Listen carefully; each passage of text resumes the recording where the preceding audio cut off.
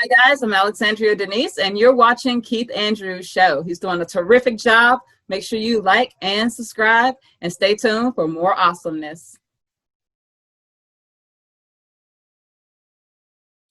Ladies and gentlemen, welcome to the Keith Andrew Network. This is episode 684. That's right, you're watching 684. We're doing episode part 2 of the Keith Andrew Network. Along here was Alexandria Alexandra Denise. Denise. Sorry, I have Alexa on my mind for some reason. One of my favorite WWE. I'd be like, whatever saves you breath, because I know Alexandria, though it's a classic, beautiful name. It's just whatever saves your breath. Some people are like, Alexandria and Alexia, and I'm like, okay, that's fine, whatever.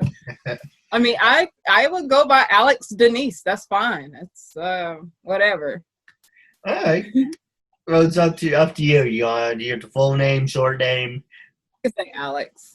All right. I'm here with the beautiful and talented Alex Denise. It's great to have you on the show once again. For people who want to see our very first episode, it's March 26, 2017. And as you see, when we did our first episode, I had to decorate the background, and I had to disguise, hide my brother's bed. But now, with Zoom, I have a virtual background. So, it's a big improvement after 3 years. Looks great. Looks really great. No, absolutely. Now, the first question I want to ask you is, how the hell have you been for 3 years? Woo! Man, we need to pan through. It's been really good. I mean, a lot of ups and downs is normal with life, but eventually, I am still climbing that ladder of life, and just keeping it going. Gosh, what happened since last time? So I know last time when we were talking, I was doing a movie called At Least I Didn't Kill Him. So that turned out really well, which I actually didn't kill him. But, I mean, if you're still interested in seeing that, that's up on Vimeo as well as YouTube and a couple other sources. We've had crazy amount of premieres for that one. So it worked out really well. But I've been on a few recent things. Lately, it's more of a horror piece. So it's called Devil's Room. And I actually had an interview, I think it was a month or so ago, with the director at a radio station and some more stuff. So it's pretty good. Really good. That's my second biggest one since I've been here. But I've been doing other little small things throughout, student films and indie films, and still doing the voiceover. Still rocking it. So we got I did Dragon Con last year with a voiceover troupe, and this year we're doing World Con, which I just got booked for New Zealand, and Dragon Con is still up in the works, depending on the little monster that's out there in the streets right now. So we'll see how that goes. No, absolutely. Well, the first thing on that, I do want to say to you and everyone, make sure you wear your mask and gloves. And for me, I used to work over at Walmart, but I had to leave because, one of my family members have medical issues, and I didn't want to bring coronavirus home. I didn't want to have that burden on me. So I don't go anywhere without masks and gloves. And to be honest, you mentioned Comic-Con. I'm pretty much not going to do anything until there's a vaccine. Once there's a vaccine, I'm going to go out. I'm going to do things. I try not to leave the house, even if my sisters are like, "Oh, let's go get something." Put the mask and gloves on. But until I feel comfortable, there's actually something rock solid like a vaccine. Everyone out there needs to be careful. You look at the spike in Texas, Florida, California. As soon as that, okay, it's free, you can go out, go to the beach, the shit hit the fan, and now you're back to where you started. My brother said, and my dad says, especially my dad, if they shut down for 6 weeks when this first started back in January, and everyone followed freaking directions, none of this would be happening. No, stay home for 6 weeks. Be quarantined. Do whatever. Stay the hell away from people if you're sick. My brother likes to say, cough into your elbow. Don't be a walking germ. Just don't spread the germs. And unfortunately, people are like, I'm going to do whatever I want. And as you saw from Florida, California, and Texas, you can't really do whatever you want because the shit hit the fan. And now everyone's got to pay the consequences. Right. I mean, it is definitely something where you have to be mindful of other people. But I mean, of course, some people, they might have breathing issues and whatever else where they're like, I don't want to wear a mask, but at the same time, I mean, I wear my mask in public. If I'm around a group of people, I wear it. If I'm like in the aisle by myself, I'll take a little breather, take it off or some sort. So I'm pretty flexible with that. Plus my mask make me look like a badass. So I like wearing it because it's like that, what you call it, Mortal Kombat katana mask of some sort. So I'm over here like, yeah, I'm feeling pretty cool. So I like to wear my mask. And it's funny because I actually did it's called A Wasted Night. It was a student film, and I played a serial killer in that film there. And that's when I was given the mask. That was like back in January. And I always wanted one. I was like, oh, this is a cool mask. And it's supposed to be a workout mask. So I usually would work out in it when I'm running on the treadmill. I wear the mask. It's supposed to help increase your breathing when you're on the treadmill. And I found that it really worked. And as you can see, Kakashi's always been prepared. So whatever, good job, Kakashi. But I felt like a badass. But then the coronavirus like broke out, and I was like, oh, I'm already prepared. Got the mask, whatever. So it worked out for me. But yeah, definitely. There's a thing where we are all in this together. Just being mindful of other folks. We're not trying to dictate your life. We understand, the mask, it is a big inconvenience, and I don't wear it all the time, as I just told you. Obviously when I'm at the gym, unless I feel like being on the treadmill, it's not really required at the gym. It was so wow. And then they started describing the symptoms of coronavirus, and I was like, have I already had this thing or what? Like, goodness, because that's when I started binging My Hero Academia. It just trickled down. I stayed bedridden for like 4 days or some sort. And usually when I get sick, I easily bounce back out of it, but this one, it was like, whoa. So I think it's been over here much longer. And this was July of last year. So I think it's been over here much longer than when we detected it. It's just that now that more and more cases have shown up, it's like, oh, hey, here is this. So yeah, I don't really think nothing happens overnight like this. So this has been something that's in the works. But I'm not an expert. I'm just speaking off experience. So I agree. They said January, but I could have been here longer. My brother came back from somewhere and he was sick.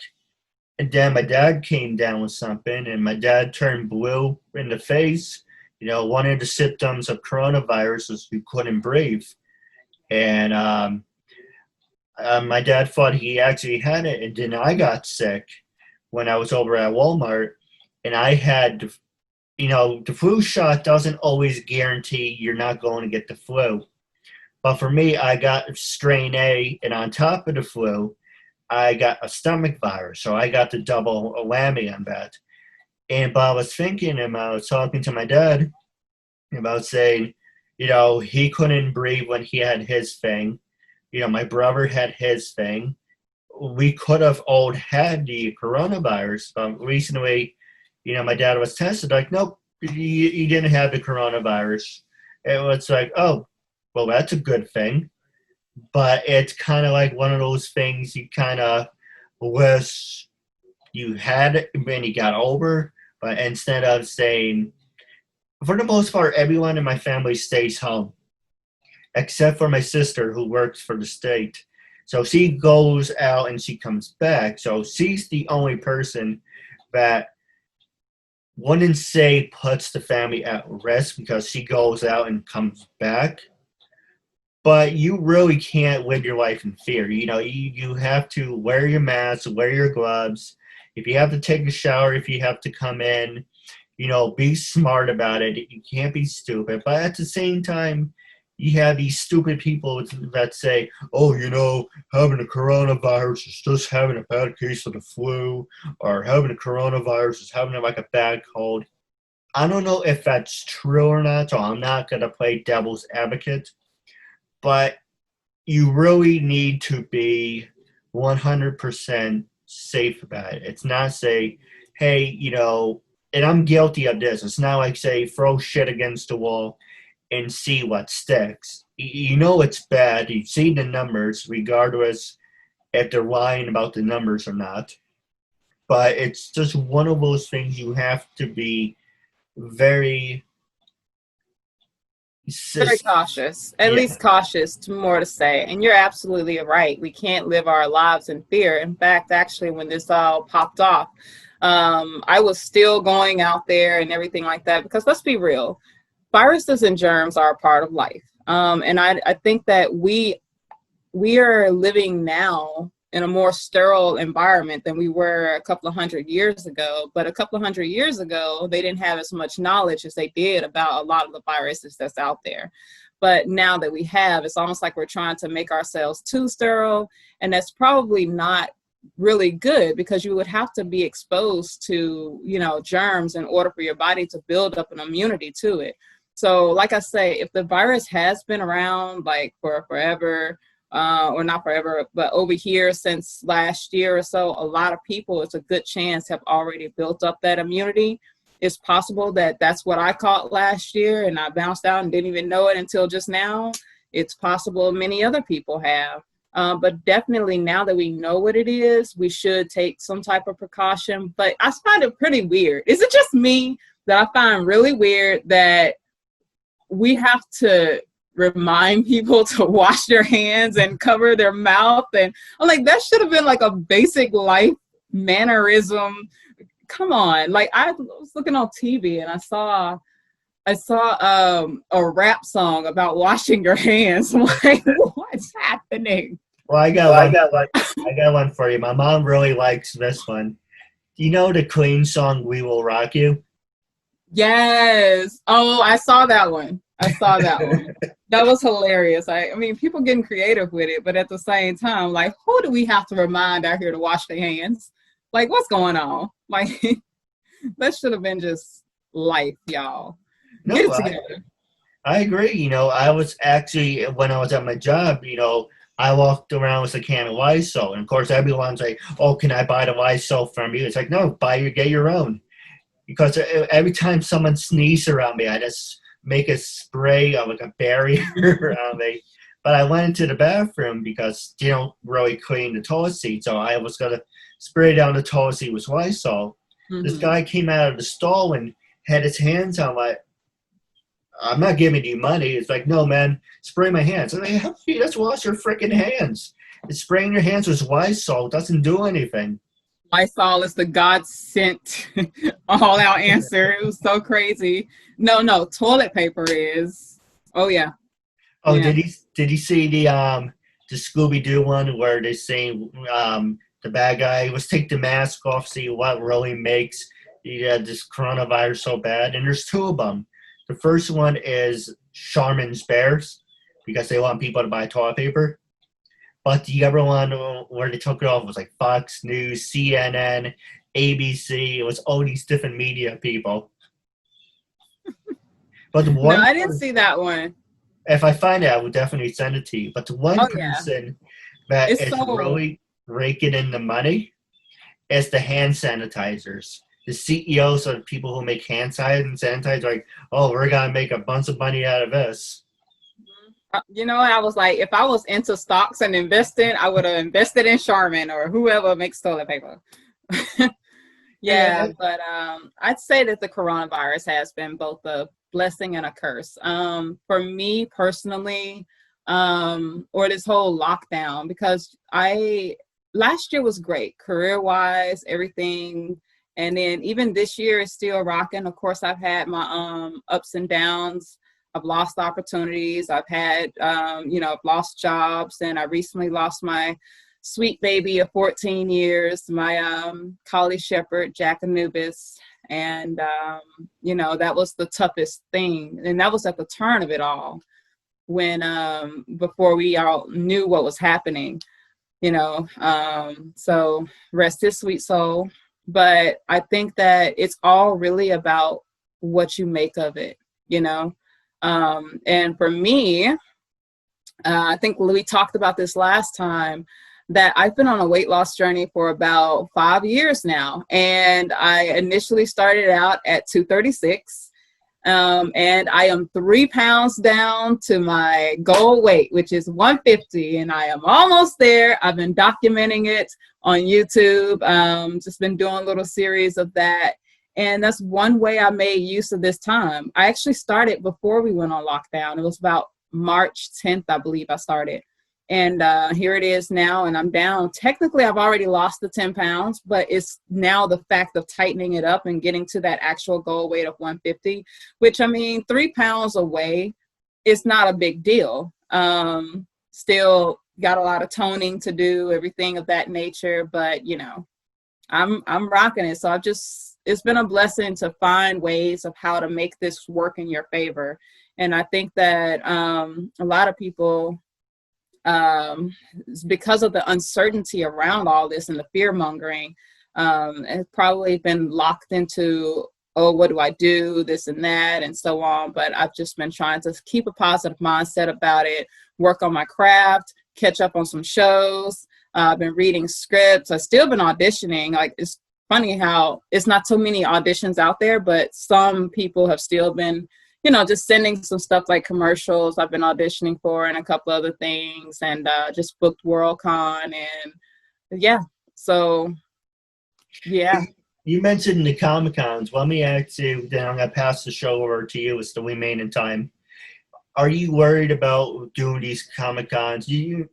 First off, there's actually a Comic-Con that's online that's pretty interesting. I can't remember the name, but they are doing Comic-Cons online. But going to these different places, are you at least concerned about catching something, or at this point you're like, you catch it, you catch it?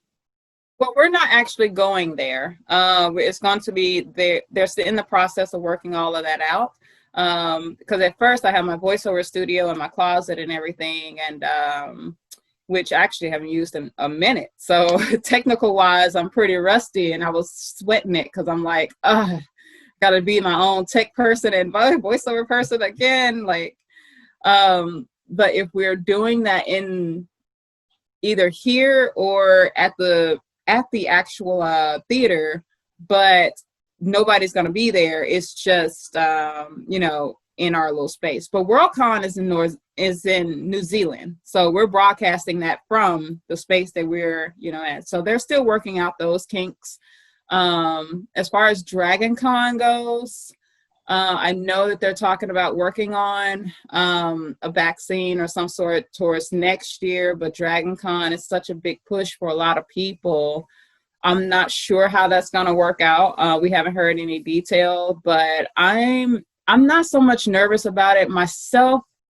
But like I say, it's pretty much going to be about the same as just walking out to the grocery store or some sort. Just keep your your distance, your personal bubble.